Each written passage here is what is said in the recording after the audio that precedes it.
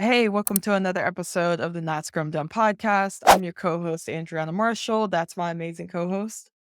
Greetings, everyone. Grand Scrum Master Scott. So feedback is really important for anyone, but especially a Scrum Master. So today we're going to be talking about 5 powerful feedback models every Scrum Master should use. They include EEC feedback model, the IDEA feedback model, the CEDAR feedback model, the Pendleton feedback model, which I think everyone's familiar with, and you'll find out a little bit more as we go through all these, and the pie feedback model. So those are the 5 that we're going to go through. All right, Scott, you want to kick us off and tell us what EEC feedback model is? Oh, absolutely. It's one of my favorites, EEC.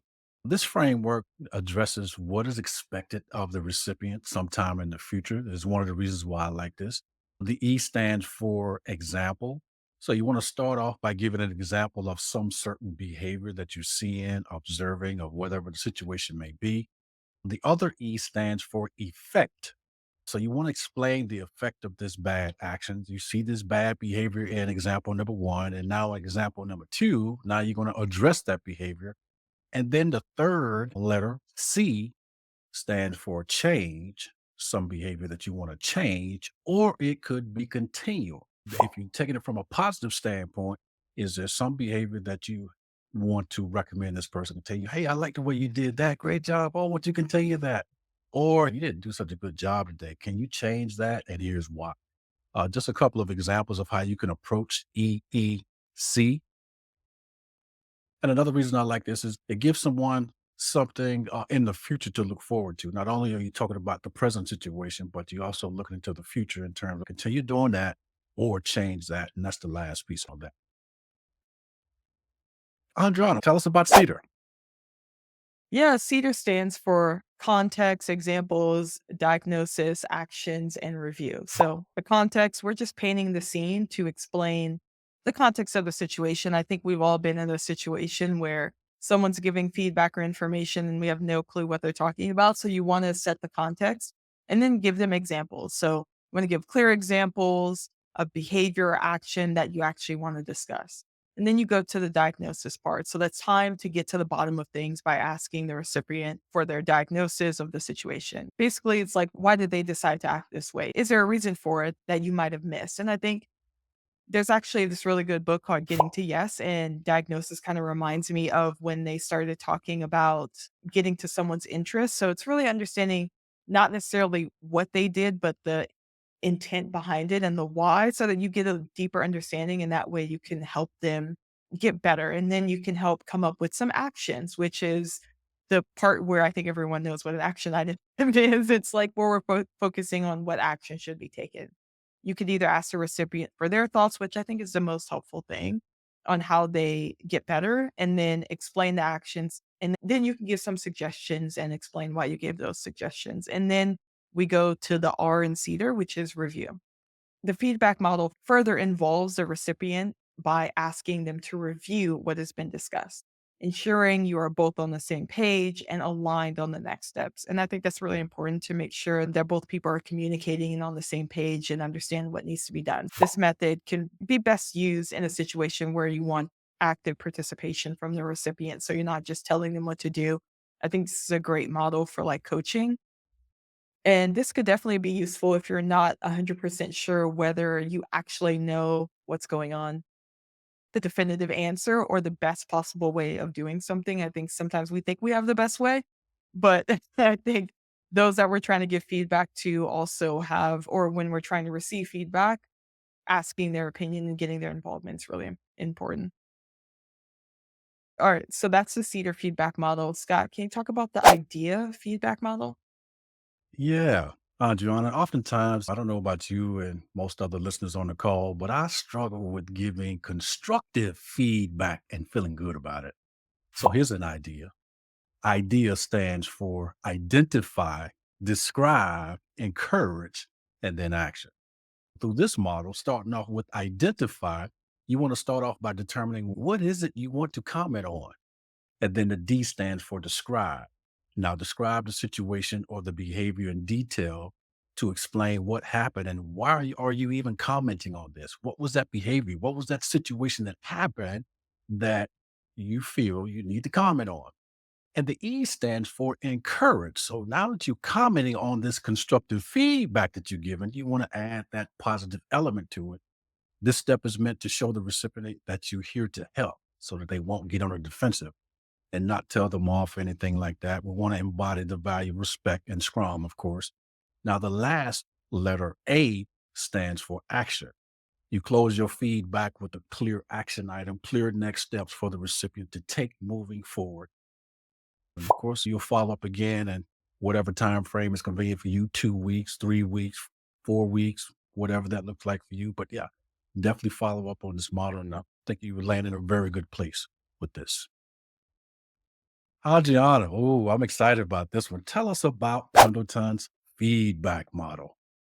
Yes, I think every Scrum Master knows this. Even though they've never heard maybe that is Pendleton feedback model, you've used this. So the feedback model was actually first introduced in 1984 by David Pendleton, originally focusing on doctor-patient relationships.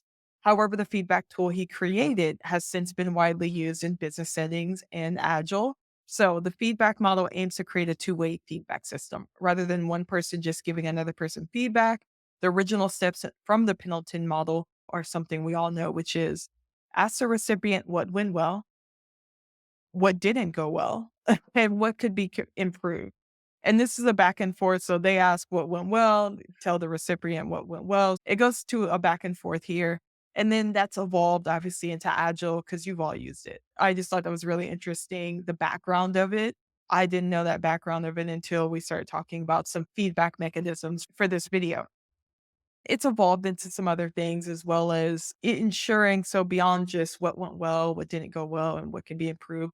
When you're in a setting that's a little bit more one-on-one, some of the steps that have been added over time are one to ensure the recipient is ready to receive feedback.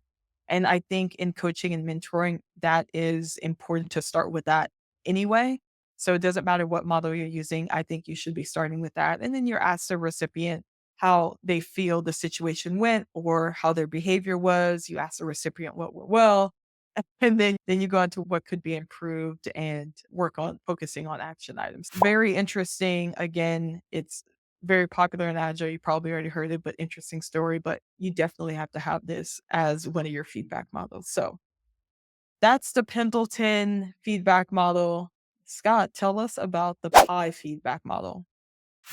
Would anybody like some pie? It's getting that time, right? Apple pie, sweet potato pie. But no, this is the feedback model pie. The P stands for praise. So when we're thinking about feedback, we want to start off by telling somebody something positive, something that they're doing well. Now, when you're doing this, be sincere. People know when you just faking, giving them some bull jive. So be sincere about your feedback, and this will set the tone for your conversation moving forward. You don't want to get off on the wrong foot. You don't want anybody going on the defensive. So we're going to start off by praising. I think everybody loves praise, right? And then the I stands for instruct. Okay. After we praise, we're going to go on into some instruction. Tell them what they could do better. Now, as you're doing this, be very, very specific in terms about that thing and not making it about them, the personal or anything like that. But be specific about the thing, the behavior, whatever that is.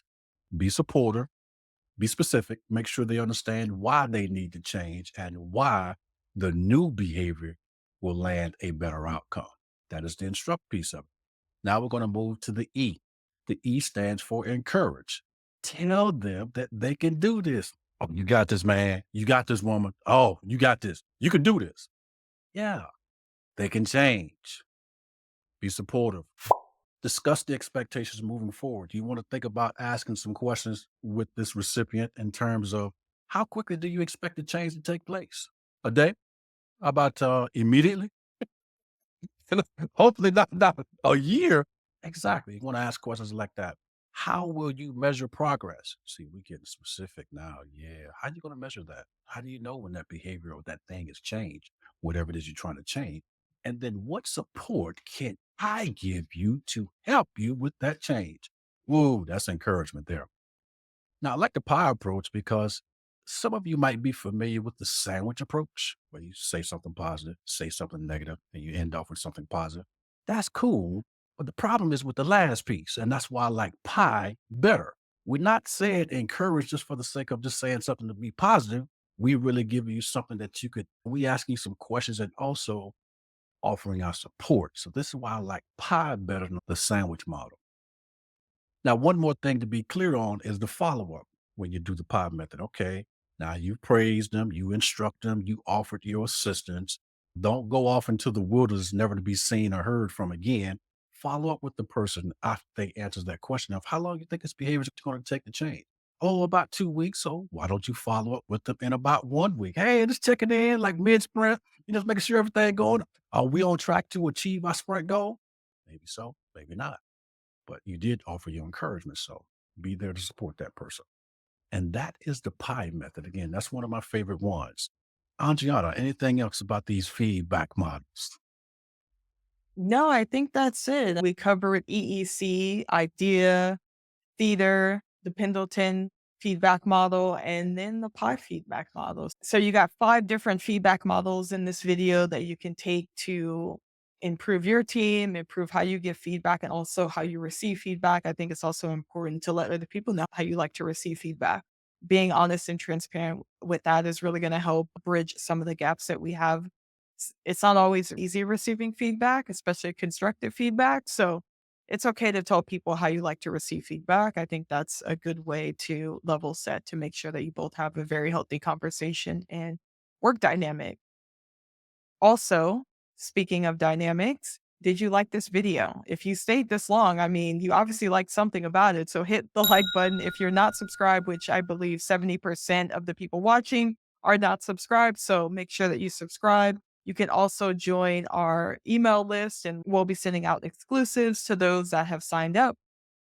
And you can also reach out to us. Our LinkedIn's, our business websites as well that have other things on there that you can purchase, you can get for free, are all on there. So career wise, Scrum, PMP, tech, it's all there for you if you need help and assistance.